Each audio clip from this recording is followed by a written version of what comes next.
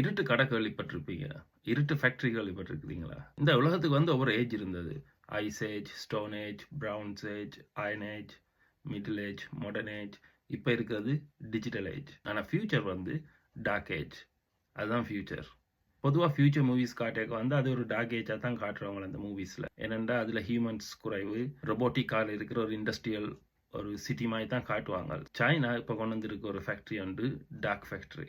So இந்த ஃபேக்டரியில வந்து இந்த வீடியோவில் பார்க்குற மாதிரி தான் இந்த ஃபேக்டரியில வந்து லைட்டே இல்லை, இருட்டில் தான் இந்த ஃபேக்டரி நடக்குது.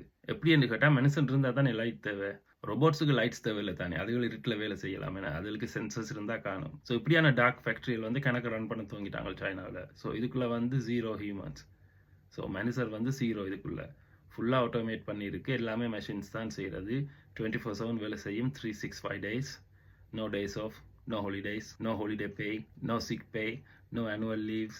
ஸோ இதுகள் வந்து 24/7 365 days நான் ஸ்டாப்பாக கண்டினியூஸாக வேலை செய்யும். ஸோ எந்த ஃபேக்ட்ரி தான் விரும்பாது இந்த சர்வீஸ்? ஏன்னா இப்போ ஏர்டைம், இப்போ அவங்க மட்டும் இல்லை, உங்கள்கிட்ட எங்கள்கிட்ட ஏர்டைம் இந்த ஃபேக்ட்ரி இருந்தவன்டா நாங்களும் அதே தான் செய்ய போகிறோம். ஏன்னா ஏர் தான் விரும்ப வேண்டாம். ஏன்னா இப்படி ஒரு கன்செப்டை என் ஹியூமனை போட்டால் கன பிரச்சனை வரும் தெரியும் தானே. அவருக்கு சிக் பே கொடுக்கணும், ஹாலிடே கொடுக்கணும், ரிப்ளேஸ் பண்ணணும் ஆக்களை. இப்போ ஆக்களை ரிப்ளேஸ் பண்ணாலும் உடனே ட்ரெயின் பண்ணிடலாம், அதுக்கு கொஞ்சம் நாள் எடுக்கும். ரோபோட்ஸ் எடுத்த வேண்டாம், கொஞ்சம் நிமிஷத்துலேயே ப்ரோக்ராம் பண்ணி போட்டு வேலைக்கு போட்டுடலாம். ஸோ இப்படி தான் ஃபியூச்சருக்கான ஃபேக்ட்ரியல் வரப்போகுது.